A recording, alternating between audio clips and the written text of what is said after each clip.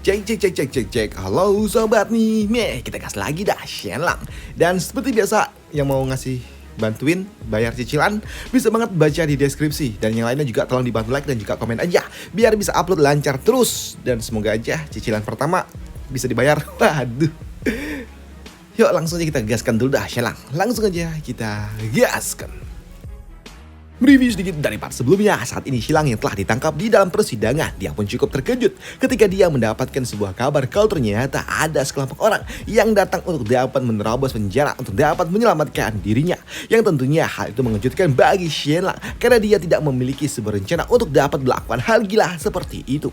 Apalagi ternyata itu semua dilakukan oleh Putri Ningyan dan juga Meng Ze yang merupakan duta besar dari kerajaan Yan, yang tentunya hal itu membuat Xilang dan juga Pak Tua Zhang Choi mereka pun bingung kenapa hal ini bisa terjadi. Xilang, kau telah bermain-main dengan Putri Ningyan, ucap dari Zhang Choi yang bingung. Yang tentunya membuat hakim dia pun juga jadi bingung dengan apa yang harus dia lakukan. Dia tahu kalau dia harus menyingkirkan Xilang, tapi tentunya untuk Tuan Putri, aduh, ini repot hingga membuat dirinya meminta kepada para penjaga untuk dapat menangkap Tuan Putri, tapi jangan diapa-apain, biarin aja. Sedangkan di sisi lainnya saat ini untuk Kaisar yang memang udah nggak turu selama 2 hari, di sini dia pun mulai mendapatkan pesan yang dikirimkan oleh Pak Tua Hakim dan juga si rambut hijau, dan dia terlihat sungguh sangat kesal dengan pesan yang telah dikirimkan oleh orang-orang ini. Apalagi saat ini ternyata pesan yang dikirimkan oleh si rambut hijau adalah pesan di mana para pejabat dan juga orang-orang dari penjara Hishan mereka mendapatkan sebuah pesanan dari para pejabat serta mulai mengakui kesalahan dari mereka. Mereka semua melakukan sebuah penebusan dosa ataupun ya pengakuan dosa yang membuat Kaisar tentunya dia sangat kesal kalau ternyata penjaranya ini penuh dengan korup. Bahkan saat ini banyak sekali para pejabat yang telah mengakui itu semua, tapi tidak dengan Sunan, karena Sunan saat ini dia sedang berlibur dan juga cuti. Dan itu tentunya membuat Kaisar dia pun benar-benar kesal. Dia nggak menyangka kalau ternyata penjara yang telah dia siapkan itu ternyata penuh dengan sarang koruptor. Selain itu juga di sini Kaisar kembali kesal ketika dia mendapatkan sebuah informasi kalau ternyata Shenlang dia mengirim pasukan keluarga Jin untuk kembali, dan itu membuat Kaisar berpikir apakah ini semua adalah sebuah ancaman untuk dapat memberontak. Yang tentunya hal itu membuat Kaisar dia benar-benar murka, dan dia juga mengatakan kepada Xilang, kau sungguh sangat berani dan kau telah menghasut putriku juga. Bahkan kau juga membawa duta besar ke Kekaisaran Yan. Dan kau apakah ingin benar-benar menyeret keluarga Jin dan juga kerajaan Yan untuk dapat menghancurkan kerajaanku? Ujar dari Kaisar yang benar-benar kesal dengan semua informasi yang telah dia dapatkan. Yang membuat Kaisar dia pun berpikir untuk segera menyingkirkan Xianlang. Apakah kau pikir aku tidak berani untuk dapat menyingkirkanmu? Sini Kaisar dia juga berujar, Jin Zhao, menantumu lah yang telah memulai ini semua, dan jangan salahkan aku karena aku telah bertindak tegas, ucap dari Kaisar. Dan di sini Kaisar dia ingin mengeluarkan sebuah dekret baru, tapi sebelum Kaisar melakukannya, di sini Kazim tua ini dia pun memberikan surat yang telah diberikan oleh Zhang Choi yang membuat Kaisar Zhang Choi dia pun langsung mengambilnya. Dan ketika Kaisar dia membaca surat dari Zhang Choi, di sini Kaisar dia pun terdiam sejenak ketika dia membaca surat-surat itu. Dan ternyata surat yang diberikan oleh Zhang Choi adalah sebuah pesan yang tertulis kalau ternyata saat ini Zhang Choi telah mendapatkan banyak sekali informasi tentang dosa-dosa yang telah dimiliki oleh keluarga Su, di mana keluarga Su ternyata telah melakukan sebuah subsidi ataupun memberikan sebuah upeti kepada Kekaisaran Qiang sebanyak 40.000 koin emas di setiap tahunnya. Bahkan mereka juga telah berafiliasi dengan para bandit bermata 3 yang dikenal sangat amat berbahaya di wilayah barat. Selain itu juga mereka juga telah melakukan sebuah penyuapan kepada para penegak hukum yang ada di provinsi Tianxi. Dan di sini Zhang Choi dia juga mengatakan kalau walaupun wilayah keluarga Su sungguh sangat luas, tapi mereka tidak memiliki uang sebanyak itu untuk memberikannya kepada Kekaisaran Qian. Dan dari mana keluarga Su mendapatkannya? Di sini Zhang Choi dia pun mendapatkan sebuah informasi kalau keluarga Su mereka menangkap rakyat dari kerajaan Yue dan mereka membuang dan juga menjualnya kepada Kekaisaran Qian. Bahkan bukan cuma itu saja, Zhang Choi dia memberikan sebuah informasi kalau keluarga Su mereka juga melakukan sebuah monopoli dan juga penyeludupan kepada negara Chu. Di mana mereka juga tahu kalau saat ini setelah perselisihan yang dilakukan oleh kerajaan Yue dan juga kerajaan Wu membuat kerajaan Chu mereka memang terhindar dalam perselisihan itu, tapi mereka juga menumpuk kekuatan mereka yang membuat saat ini pasukan kerajaan Yue juga saling berselisih dengan pasukan kerajaan Chu di area perbatasan. Bahkan Zhang Choi dia juga mendapatkan sebuah informasi kalau gesekan di antara dua kekuatan itu saling terjadi, bahkan tidak terhitung jumlahnya, dan aku khawatir perang besar hanya tinggal menunggu waktu, ucap dari Zhang Choi. Dan Zhang Choi dia juga mengatakan kalau keluarga Su mereka melakukan sebuah penyelundupan juga skala besar untuk dapat menyuplai kekuatan yang dimiliki oleh kekaisaran Chu, yang membuat keluarga Su dia mendapatkan uang yang sangat banyak dari kekaisaran Chu, yang membuat kaisar yang membaca itu semua dia pun terdiam, yang membuat Qasim tua ini dia pun tahu kalau ini adalah semua taktik yang dimiliki oleh Zhang Choi dengan cara membantu Xilang tanpa harus terlihat kalau dia sedang membantunya,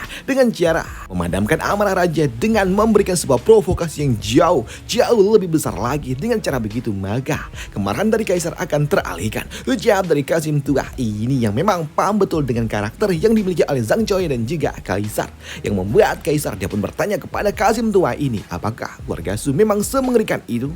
Dan untuk Qasim tua ini dia pun mengatakan kalau dia tidak tahu tentang itu semua. Dan kini kaisar dia pun kembali membalik surat itu dan dia mendapatkan sebuah informasi kalau saat ini ternyata Xilang dia tidak mau mengaku di dalam persidangan, kecuali kaisar dia mengirimkan utusan resminya, orang kepercayaan dari kaisar, yang membuat kini kaisar dia mengirim orang tua ini untuk ke acara persidangan dan meminta kepada Qasim tua ini untuk mencari semua informasi dari Xianlang. Bahkan saat ini kaisar dia juga mengirim pangeran untuk dapat mendampingi Qasim tua itu. Di sini kaisar dia juga mengatakan kalau Xianlang adalah orang yang sangat rapuh. Dia hanyalah orang biasa dan dia tidak tahan akan sebuah hukuman, dan jika dia tidak mau berbicara lantas berilah sedikit hukuman dan dia pasti akan berbicara, ucap dari kaisar. Dan benar saja, kini 1 jam kemudian Qasim tua itu dia pun datang, dan Xilang dan juga Qasim tua serta hakim dan yang lainnya mereka pun pergi ke dalam ruang interogasi. Dan di tempat inilah Qasim tua dia pun bertanya kepada Xilang apakah Xilang yang telah menjual puisi yang digunakan oleh selir He untuk dapat merayu kaisar, dan hal itu pun dibenarkan oleh Xilang. Xilang mengatakan kalau dia yang memberikannya tapi bukan menjualnya, yang membuat Qasim tua ini nggak menyangka kalau ternyata Xilang mengakui itu semua. Yang membuat di sini Qasim tua ini dia pun bertanya lagi kepada Xilang apakah Xilang dia menjual pakaiannya juga kepada wanita itu. Tidak sambut dari Xianlang. Dan ketika Qasim tua ini dia pun bertanya lagi apakah Xilang melukis sebuah lukisan untuk gadis itu lagi. Enggak, ucap dari Xianlang. Kini Xianlang dia juga mengatakan kalau dia hanya memberikan sebuah puisinya doang. Tapi tentunya hal itu nggak berguna juga, karena jika Xianlang mengakui yang satu itu aja sudah cukup bagi mereka untuk mendapatkan informasi kalau Xianlang memang pelaku dari alasan kenapa selir He dia mengakhiri dirinya. Yang membuat di sini Qasim tua dia pun mengatakan kalau ini semua sudah cukup dan tidak perlu lagi apa-apa lagi. Dan di sini Qasim tua dia akan mencabut semua gelar yang dimiliki oleh Xianlang, dan jika saja gelar itu dicabut maka mereka bisa melakukan sebuah interogasi dengan cara yang cukup sedikit lebih keras. Namun di sini Qasim tua dia juga mengatakan kepada Xianlang jika saja ada sesuatu yang ingin dibicarakan lagi maka katakanlah semuanya sekarang, dan aku tahu kalau tubuh kecilmu tidak akan mungkin dapat menahan rasa sakit, ucap dari Qasim tua itu.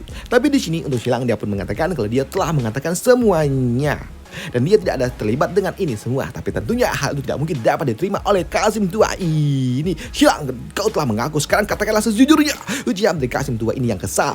Tapi ketika dia dilirik oleh pangeran membuat Qasim tua dia pun tahu kalau dia nggak boleh termakan emosi, karena dia saat ini cuman mewakili dari kaisar. Dan untuk Kim tua ini ketika dia mendapatkan kabar kalau ternyata Xianlang saat ini gelarnya telah dicabut membuat dirinya sungguh sangat senang, dan dia tidak sabar untuk dapat memberikan sebuah hukuman kepada Xianlang untuk mendapatkan semua informasinya. Tapi di sini untuk Zhang Choi dia pun mengatakan dia mendapatkan beberapa informasi kalau sepertinya Nona He dia tidak menyingkirkan dirinya sendiri, tapi dia disingkirkan oleh orang lain, ucap dari Zhang Choi, yang tentunya hal itu mengejutkan bagi mereka semua. Namun mendengar apa yang diucapkan oleh Zhang Choi, tentunya hal itu tidak mungkin dapat diterima oleh mereka semua karena saat ini mereka telah meminta kepada Zhang Choi untuk tidak berkata yang tidak. Tapi di sini untuk Patua Qasim dia pun bertanya kenapa hal itu tidak bisa terjadi? Bukankah ada sebuah kemungkinan kalau memang Nona itu, selir itu dia memang disingkirkan oleh orang lain? Tapi di sini untuk si rambut hijau dia mengatakan enggak mungkin karena selama ini dia selalu saja dijaga dan dikawal lebih dari 20 orang dan tidak ada seorang pun yang mendekati dirinya. Jadi nggak mungkin hal itu dapat terjadi, ucap dari si rambut hijau. Tapi untuk Xilang dia pun mengatakan, benarkah dia dikawal oleh 20 orang? Tapi buktinya ketika aku ada di Provinsi Lang, dia datang menemuiku secara pribadi, ucap dari Xianlang. Namun di sini untuk si rambut hijau dia pun membantah itu semua terjadi karena pasukan keluarga Jin melarang pasukan kami untuk mengawal Nona Hi di waktu itu. Dan di sini rambut hijau dia juga mengatakan kalau Nona Hi dia selalu saja menulis surat 3 hari sekali kepada Kaisar dan dia juga telah menulis sebuah surat terakhir perpisahan sebelum dia ditemukan tidak bernyawa. Mendengar hal itu membuat Qasim tua ini dia pun bertanya lantas bagaimana caranya dia bisa ditemukan Meningsoy, yang membuat si rambut hijau dia mengatakan kalau Nona Hi ditemukan benda-benda asing di dalam tubuhnya, yaitu racun yang sangat amat kuat, yang membuat di sini Qasim tua ini dia pun meminta kepada bawahannya Qasim lainnya lagi untuk melakukan otopsi ulang. Dan di sini untuk Pak Tua Hakim dia pun tidak sabar lagi untuk dapat menghukum Xilang. Dan selama otopsi itu terjadi, bukankah mereka bisa mencari informasi dari Xilang? Tapi di sini untuk Qasim dia mengatakan sabar, tunggu sebentar, kita selesaikan penyelidikan dulu, ucap dari Qasim tua itu. Dan kini selama penyelidikan itu berlangsung dan juga otopsi di sini, Xilang dan juga yang lainnya mereka pun kembali ke ruang persidangan. Dan di dalam ruang persidangan di sini, hakim tua ini dia pun mengatakan kalau Xilang telah mengaku kalau dia telah memberikan sebuah puisi kepada Nona Hi di kala itu, dan dia juga bertanya kenapa Xilang dia memberikan puisi itu kepada Nona Hi. Apakah Xilang memang sengaja ingin menjebak Nona Hi dan juga Pak Tua Li Wen? Tapi untuk Xilang dia mengatakan enggak. Dia nggak melakukan itu semua karena ingin menjebak seseorang, tapi dia melakukan itu semua murni karena dia adalah seorang laki-laki. Dan dia juga tahu ketika saat itu ternyata Li Wen dia juga menyukai Nona Hi. Jadi dia melakukan ini semua karena dia ingin sombong di hadapan dari Pak Tua Li Wen, ucap dari Xianlang, yang membuat hakim tua ini dia pun mengambil sebuah kesimpulan. Ini semua terjadi karena Xianlang dia ingin balas dendam kepada Li Wen, ucap dari orang tua ini. Dan di sini dia pun juga bertanya kepada Xianlang lantas bagaimana caranya Xianlang dia menjebak selir Hi. Tapi untuk Xianlang dia mengatakan enggak, dia nggak menjebak selir Hi karena aku di kala itu tidak tahu kalau ternyata selir Hi dia diincar juga oleh Kaisar. Aku mendapatkan sebuah kabar kalau ada seorang wanita yang sangat amat cantik di luar sana, dan aku juga mendapatkan sebuah kabar kalau ternyata Pak Tua Li Wen dia menyukai wanita itu juga, dan aku ingin melakukan sebuah balas dendam dengan cara aku menggait wanita itu untuk diriku. Aku juga mengagumi wanita itu yang memang sangat amat cantik, jadi aku menulis sebuah puisi untuk wanita itu untuk dapat memenangkan hatinya dan membuat Pak Tua Li Wen dia sakit hati. Dengan cara begitu maka Li Wen dia pasti bakal kalah, ucap dari Xianlang, yang tentunya hal itu membuat mereka pun jadi bingung.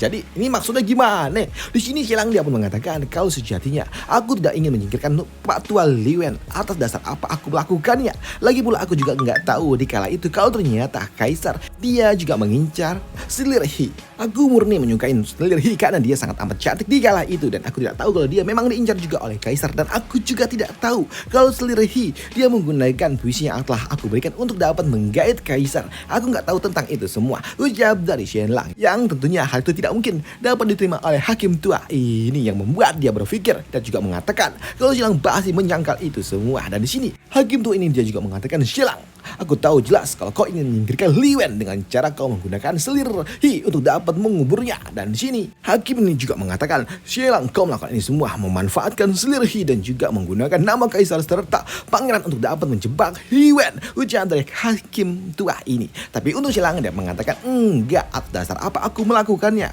Kenapa aku harus menyingkirkan Li Wen, ucap dari Xianlang. Lagi pula aku juga telah melakukannya, menyingkirkan dirinya, mengalahkannya, membalaskan dendam kepada dirinya ketika Li Wen dia telah bersekongkol dengan Jin Jun yang merupakan mata-mata dari kekaisaran Nanhuo.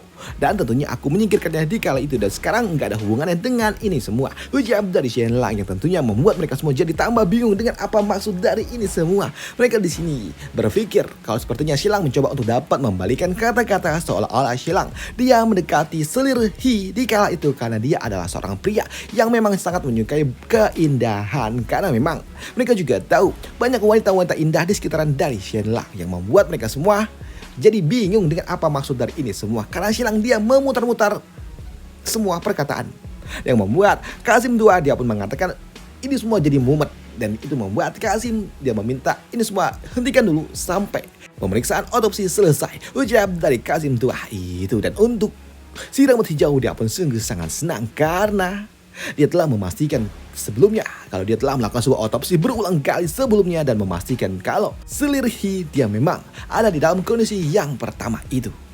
Menyingkirkan waduh.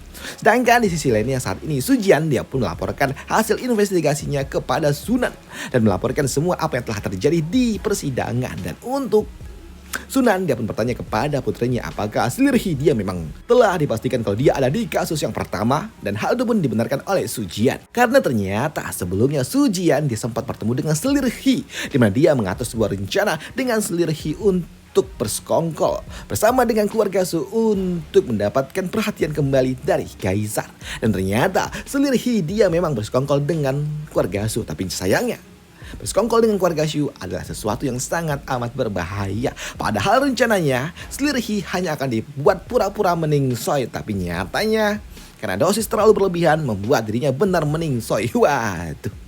Dan itu membuat Sunan dia pun tahu kalau ini semua memang sengaja dilakukannya untuk menyingkirkan gadis itu. Seolah-olah kalau gadis itu memang dia tertekan mentalnya. Jadi dia memutuskan untuk mengakhiri itu semua dan meminta kepada selir He untuk menulis sebuah surat kalau ternyata ini semua terjadi karena tekanan yang telah dia terima dari Shenlang sebelumnya. Yang membuat di sini seolah-olah ini semua memang hasil tekanan dari Shenlang. Tapi untuk Sunan dia terlihat sangat hati-hati walaupun dia juga tahu kalau Shenlang pasti akan dihukum oleh Kaisar. Tapi di sini Sunan yang memang sangat berhati-hati. Dia meminta kepada bawahannya untuk berjaga-jaga mengirimkan utusan kepada Kekaisaran Wu dan juga Kekaisaran Qian. Takut-takut jika Shenlang dia dapat membalikan keadaan di akhir-akhir nanti. Karena itu akan sangat amat berbahaya nantinya, pikir dari Sunan. Sedangkan di sisi lainnya saat ini otopsi pun masih berlangsung dan untuk otopsi kali ini memang langsung diawasi oleh Ningji. Sedangkan di sisi lainnya untuk Putri Ningyan dia pun berdoa kepada leluhur semoga saja benar kalau Nona selir He dia memang telah disingkirkan oleh seseorang. Hingga kini 2 jam kemudian pada akhirnya tim otopsi mereka pun datang dan mereka melaporkan kalau selir He dia memang telah dipastikan kalau dia memang meningsoy dengan cara ya sendirilah. Melakukannya dengan cara sendiri, dengan cara meminum ya sesuatu yang berbahaya yang membuat dirinya meningsoy. Yang tentunya hal itu membuat Qasim II dia pun bertanya apa maksud dari itu semua. Dan di sini untuk tim otopsi, dokter otopsi dia mengatakan kalau itu semua memang telah dipastikan kalau dia telah meminum sesuatu hingga membuat dirinya meningsoy sesuai dengan gejala-gejala yang telah ditemukan di tubuhnya. Dan hal itu pun juga dibenarkan oleh Ningji karena dia ada di saat otopsi itu sedang berlangsung. Yang tentunya hal itu membuat Putri Ningyan dia pun kaget kalau ternyata saat ini bibinya tidak mau membantu dirinya menyelamatkan Shenlang. Dan apakah Shenlang akan lolos dari jebakan ini akan kita bahas di part lanjutannya aja. Dan sampai jumpa di part lanjutannya. Bye, thank you. Dan jika kalian bingung dengan ini semua tolong bacanya pelan-pelan, dengarkan pelan-pelan. Karena jangankan kalian yang dengar pakai bahasa Indonesia yang ribet, apalagi gue yang baca pakai bahasa Cino. Serius, ini part yang paling ribet. Gue take voice-nya dari jam 8:30 sampai jam 10 lebih baru kelar edan. Padahal ini cuman berapa? 17 menit, 18 menit. Tapi sampai setengah jam lebih hanya untuk bacanya doang. Dan untuk translate-nya lebih lama lagi. Waduh. Makanya gue kemarin cuma upload 2. Biasa kan 3. Udah itu aja untuk part kali ini dan sampai jumpa di part lanjutannya. Tolong dibantu like dan juga komen aja. Lu bantuin lah gue, hargain lah. Gue translate-nya nih agak panjang gitu. Bantuin like aja lah, oke? Bye, thank you.